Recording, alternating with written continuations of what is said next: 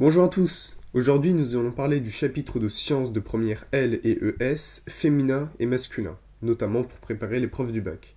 Ce chapitre se divise en deux grandes parties, devenir homme ou femme et vivre sa sexualité, et prendre en charge sa vie sexuelle. Commençons par cette première partie, devenir homme ou femme et vivre sa sexualité. Bon, avant tout, je préfère prévenir que beaucoup d'évidences vont être énoncées, mais il est nécessaire de revenir sur les bases. Comme chacun le sait, les sexes sont différenciés au niveau de ce qu'on appelle le génotype, ce qui désigne en fait la dernière paire de chromosomes, qui correspond à XX chez la femme et XY pour un homme. Mais ils sont aussi séparés par les phénotypes. Les phénotypes, ce sont les caractères primaires existants à la naissance, puis secondaires à la puberté. En gros, c'est tout ce qui permet de différencier un homme d'une femme, que ce soit par une simple observation ou bien par un examen plus approfondi. Nous allons donc voir comment ces phénotypes se mettent en place. Tout d'abord, nous observons que les caractères sexuels primaires ont des points communs.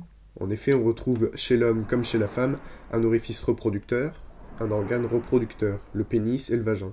À l'intérieur, on retrouve dans les deux cas des gonades, qui fabriquent les gamètes. Cela correspond aux testicules et aux ovaires, qui produisent respectivement des spermatozoïdes et des ovules. Au-delà de ces similitudes, nous constatons aussi des différences. Par exemple, le mâle a un orifice urogénital alors que la femelle en possède un uniquement génital. L'homme urine et éjacule par l'urètre, tandis que la femme s'accouple par le vagin et urine par son urètre, qui est séparé. Les gonades sont à l'extérieur du corps de l'homme, puisque les testicules sont situés dans les bourses, tandis que les ovaires sont dans la cavité abdominale chez la femme. En outre, celle-ci possède aussi un utérus.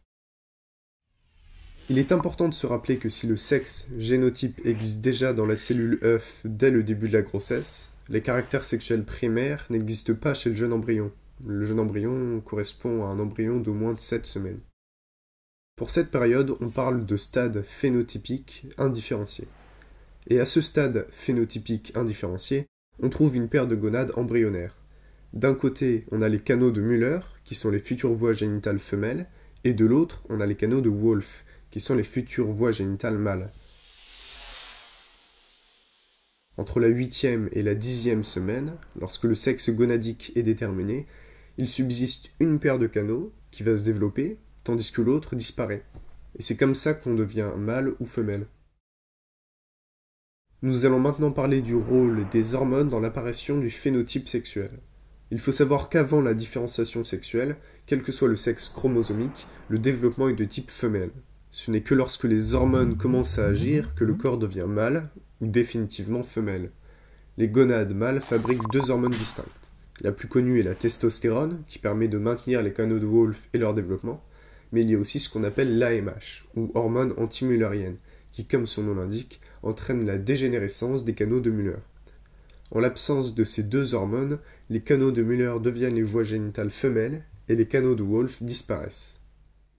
Nous allons enfin voir le changement qui s'opère à la puberté, et qui consiste en une évolution du corps pour devenir homme ou femme.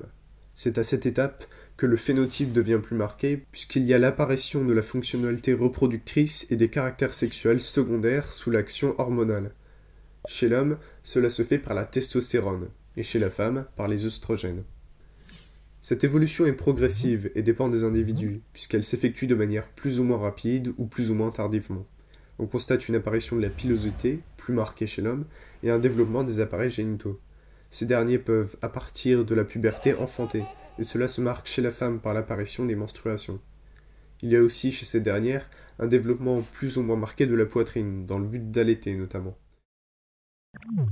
Nous allons maintenant aborder la seconde partie de ce chapitre, qui s'intitule « Prendre en charge sa vie sexuelle ».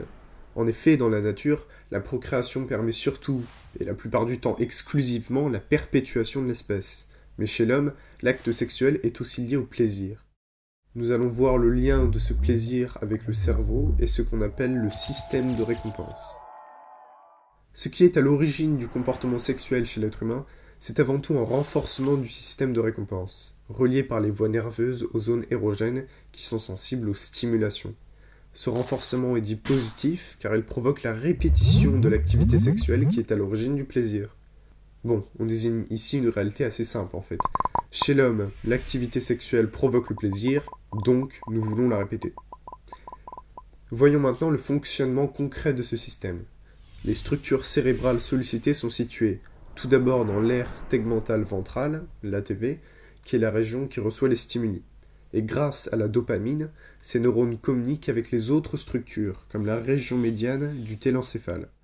C'est la stimulation de cette structure qui provoque la répétition de l'activité sexuelle, ce qui consolide les voies nerveuses sollicitées. L'effet du renforcement concerne aussi les structures du septum et du noyau accumbéen. Bon, on vous rassure tout de suite, il y a peu de chances pour qu'on vous demande tous ces termes techniques le jour du bac. Ce qui peut être important, c'est simplement de comprendre comment fonctionne le système de renforcement, qu'on peut simplifier avec un schéma comme celui-ci.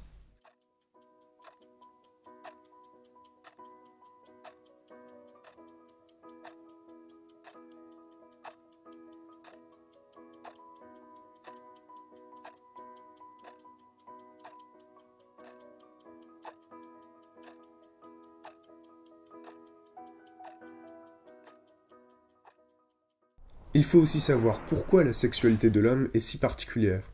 En fait, au cours de l'évolution animale, l'influence hormonale dans le contrôle du comportement de reproduction diminue, alors que le système de récompense domine dans la sexualité des primates, et surtout celle de l'humain. En gros, on ne s'accouple plus pour faire des enfants, mais parce que cela nous fait du bien.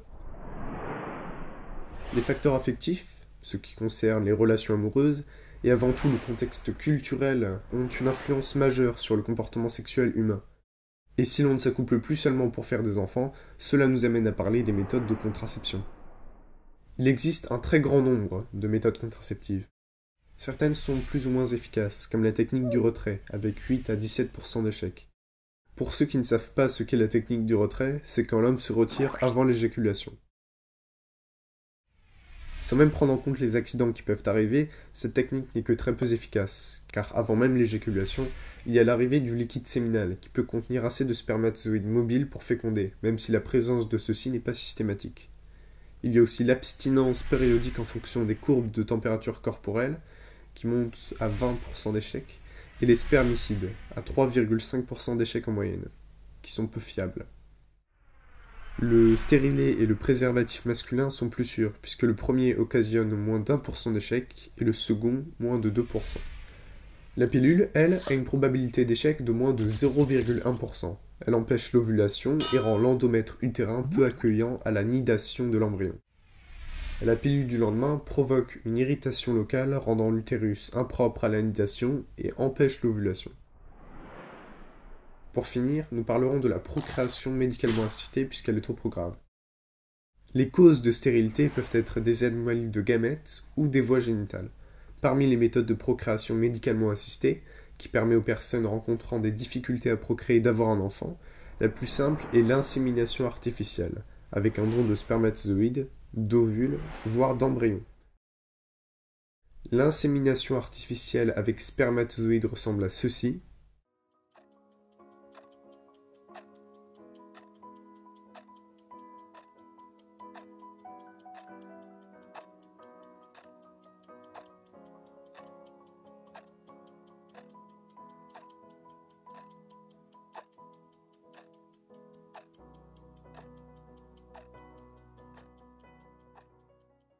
Mais il existe aussi l'insémination artificielle avec fécondation in vitro.